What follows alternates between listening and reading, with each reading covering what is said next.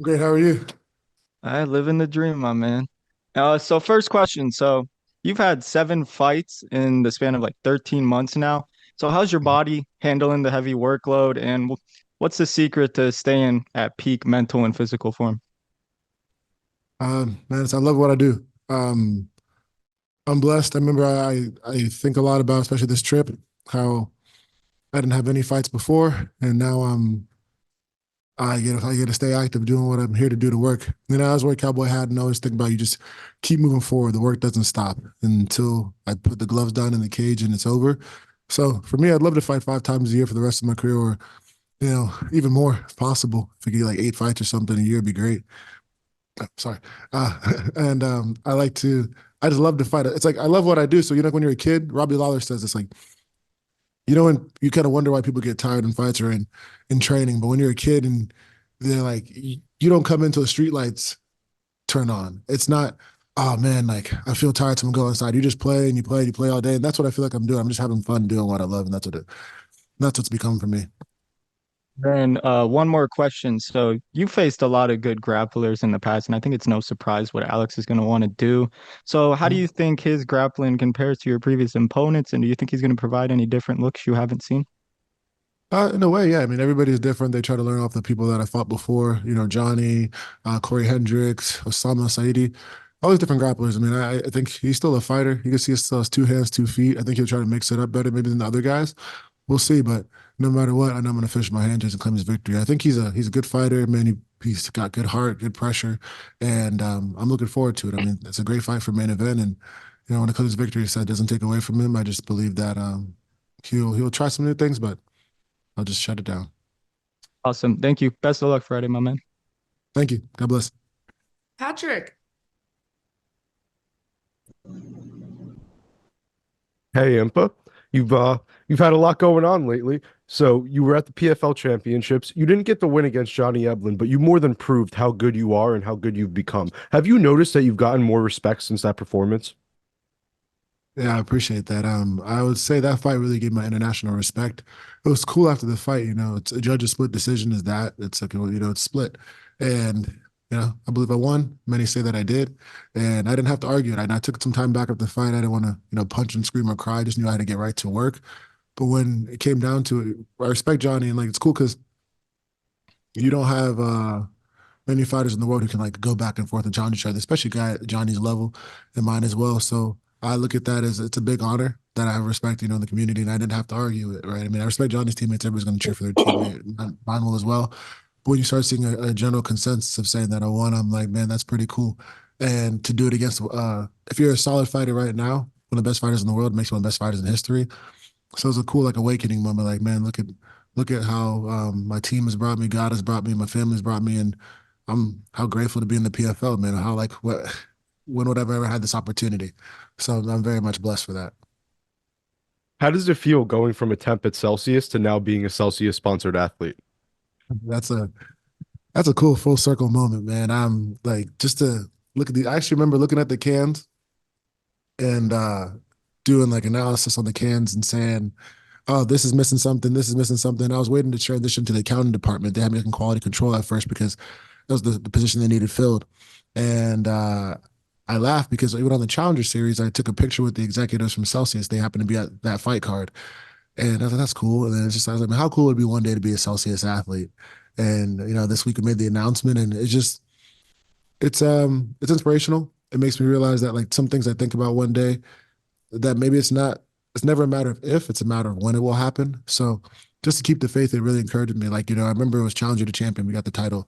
I said, how cool would it be to have that Celsius moment? I keep getting these full circle moments and gonna keep doing it. But I'm just grateful. Thank you to everybody at Celsius. Thank you for them believing. Thank you for PFL because without like fighting here, I wouldn't have had this opportunity. So it's just blessings I take in. I can share with my family, future family one day.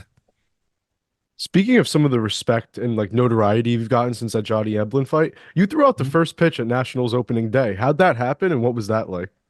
Oh, that was super cool. Yeah, they had their spring training game, and it was an honor. So funny enough, my old former neighbor, they help run the stadium, right, Adrian, and she's telling me that, hey, we need somebody to throw out the first pitch. I'm like, for what? It was a Nationals game. I'm like, oh gosh, I've never thrown a pitch off a mound ever in my life. I've never played baseball. So I was looking forward to it, but I was just gonna wing it. I didn't do any practice, and then I got some pretty good compliments. Maybe I'll do like an adult league or something. But I had a lot of fun in that to just be there and meet the players and some of the people in the crowd who were very respectful and very welcoming. It was a big honor. I bought a bunch of hats, and I'd like to go check them out. During the regular season. Thank you, Impa. Looking forward to Friday night. Thank you. God bless. Lorenzo. Hey, Impa, it's good to talk to you. Your recent fight with Johnny Elton, like you just mentioned, it went to a very close decision. I'm just wondering if a loss like that one, is any easier for you to process, given the fact that it didn't really affect your rankings as it pertains to this new upcoming season? Yeah, when I look at a loss or on paper or whatever happens in life, you got to keep moving forward. Like I always say, the reason I wear a cowboy hat and I have my ranch one day is like you just got to keep moving forward. The work doesn't stop, and that's what it means for me, right? I've lost rounds in the gym, right? That you think you won, and you just move forward, you get better. Every time, like if a teammate, I'm cornering them and they lose a fight or something, whether it was split, they knocked out, whatever. I said, "Hey, you done fighting?" They're like, "No." "You gonna quit?" "No." So you get right back to work. Right. There are many more battles and victories to claim. I can't get stuck in the past. Like I said earlier, man, and I believe I won the fight. There are so many people around the world that say I did too. And that's pretty cool. But like the fact that it didn't mess up my ranking, it just said I was more happy that I took the risk and I took the opportunity to do it, right? I mean, Johnny's a really solid fighter. He's doing great work. I feel like in another life we'd be maybe solid friends. We're both into like the same things, exploring in nature. So it's cool to see a warrior like him getting the notoriety that he's earned for himself. And he made really great decisions that fight, which really taught me to be better. So um that's pretty cool, man. It's just in the respect that I received from PFL. Like I said, this time last year, I wasn't really in PFL. That was the first fight of the night and not a main event, my first major card. I just really consider that a blessing. So I'm grateful that they see me that way, that they respect me, and it really respects my family's name, my team. It's a culmination of what everybody's done. It's not just one person. Like I'm not self-made Eddie by any stretch of the imagination. And we talk about working with Celsius. Like I'm just blessed. Your next opponent, Alex, is coming off of two consecutive losses. Plus, not to mention, he's a new face in this promotion. So you got to know that he's hungry to prove himself with a win. You, of course, are coming off that stellar championship season, and you're ready to repeat. What kind of fight do you think we can expect from you two this weekend?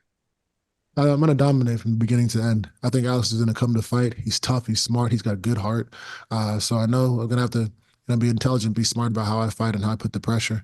He's a locally trained guy as well. So I know he wants to represent well. I am grateful. I'm honored. And it's like these guys, it's such a cool career, right? Your job is to have an enemy.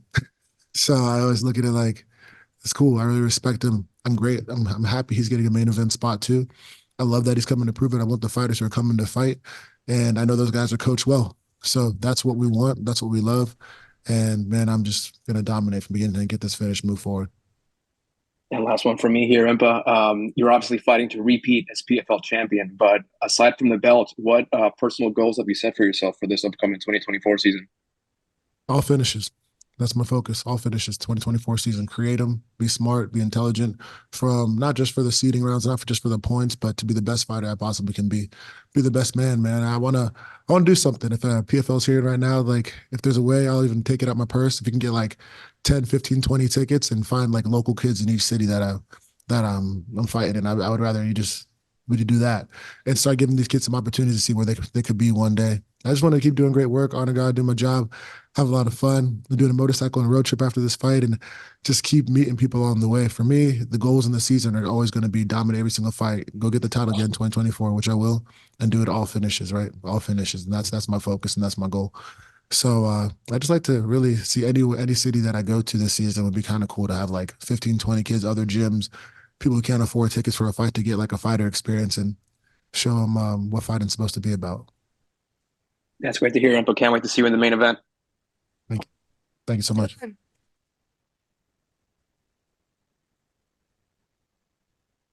Dylan, you with us? Oh, sorry, I didn't hear you at first. What's up, Impa? Coach Navarro What's up, spoke Dylan? last week about your fantastic 2023 season while stating that you're a very motivated guy and you're looking at last year like it never even happened, as if you're starting from scratch headed into this bout. What can you tell me about that mindset and how it has helped you in preparation for this upcoming season? Yeah, man. All last season and still to this day, I say burn the ship. So I don't like to live off the accolades that I had before. I'm grateful to have the blessings and leverage them. But for me, it's a new season. It's a new time, right? If you can take the lessons from the seasons before, but sometimes it's a new harvest and it could be a lot better. So that's how I look at it, man. It's not what validates me. There are new fighters in this division. There are many champions, and I have to stay focused on the task at hand. I Nobody's just here to give me the title. I have to go take what's mine. I said, lead me to the wolves. I'll return leading the pack. I always talk about, like, when I have my ranch one day, it's always move forward, always get back to work. You wake up in the morning and you keep it simple. I don't see why I need to boast about what I did last year, boast about, the Johnny fight, whatever it may be. I have work to do, I have a job to do, and I'm blessed, and I'm going to do it well. So for me I'm always grateful. I thank God for what he's done in my life, and I thank God for the team and the people he's put in my life who helped me get here. But in order to do it again, I have to put that behind me right now and just say, okay, that's what we did once, but that's not that. Many, many, many, many, many titles until the time I leave this great lifestyle. Mm-hmm. And you've grown to become one of the faces of PFL. You've clearly come a long way in a short time, both inside and outside of the cage. From free agent to $1 million champion, temp to sponsored athlete, as you mentioned. Do you feel like the past year of your life is a testament to how much any person could achieve with hard work and unrelenting determination to achieve their goals? I appreciate you. Yes, man. With hard work, relentless determination to achieve your goals, and faith, man. Like, just believe in yourself. I was thinking about, I was talking to my friend Cliff, man. We were we were on a bus in college, and I was like, man, I can do something special. I believe in MMA. I didn't have my first fight yet, but I believe I can do something special to, like, the greats, but in my own light. And I would walk in Vegas the first time I came here when my teammate Ricky Rainey fought. And I said, I'll have my face on the billboard one day. And I just kept working. It wasn't about being the face on the billboard. It's just about, like, all the work coming together and putting it, and seeing the fruits of the labor. And I believe anybody, man, like, you could be rejected right now. You could be the person who doesn't have, you might have thought you lost everything. You might have thought that your days are over and you want to give up on yourself. And I think that if you truly, truly believe and have faith, and you just kind of cut out all the BS, keep it simple, and you go into that cave and you develop yourself, your best days will be ahead. And all you have to do is, it doesn't matter if a soul in this world believes in you. Sometimes God lets that happen. My dad always told me, like, your rejection gives you your direction. And sometimes people reject you so you can focus on what you truly need to do. You have so many outs. Don't take them. Don't take them. It might take a year. It might take 2 years. What is 2 years like compared to the rest of your life? And by the time you get there, you realize your best days are ahead. I was thinking today, like, today could be the last day of your struggles, and tomorrow could be the beginning of your best days ever. But you have to go see that through. So that's how I look at it, man. And I believe it could happen for anybody. So, just keep the faith and keep fighting. Inspirational, man. I appreciate you. Good luck this Friday. Thank you so much. God bless. Ryan. Hey, Impa, man, congrats again. No, you're coming off that great fight. You got these great commercial sponsors. I also see you getting into the content game. I'd love just to hear a little bit about Chilobo's Trek and what that's about. Oh, shoot. Thank you so much. Yeah, Chilobo's Trek, man. It's a project. So my fight name Chilobo, my dad gave it to me, right? And that's my journey. And I want to show people life in and outside the cage, but in a more, like, poetic and cinematic way. I use motorcycles as a vehicle, overlanding, nature, poetry, getting in the lakes, getting in the rivers, and just showing people having a simple life, but, like, that you can do it, whatever. I start Harvard Business School, April 17th, my certificate course, and, like, documenting that and what that project is like. But for me, it's about committing to your venture, whatever that vision that's in your heart, whatever it is, commit to that. No matter if you're a teacher and you say, hey, I want to do crocheting, or I want to be a mechanic, like, see what happens when you just pursue something that you love. I think so many people get into mundane lifestyle because it's so hard. You finish work and you're tired at the end of the day. But even if on a small scale you're pursuing what you love to do, I think it'll overall enhance your quality of life, and that's the mission of it. So I say commit to the adventure. After this fight, I drive the truck to Austin, Texas, go to MotoGP, pick up a bike from Triumph Motorcycles, go to Biloxi, Mississippi, ride to New Orleans, Biloxi, Mississippi, Leeds, Alabama, to the Barber Motorcycle Museum. And then I'll finish in Atlanta, Georgia, where the Triumph Motorcycle headquarters are, and, like, we'll be doing some cool work. After that, spend some time up there, hit the track, and then I'll go to Ocala, Florida, Lake Okeechobee, some special places to me. We're documenting it along the way, led by my friend Cliff Barrett. We have a new guy named Ryan Senator on the team.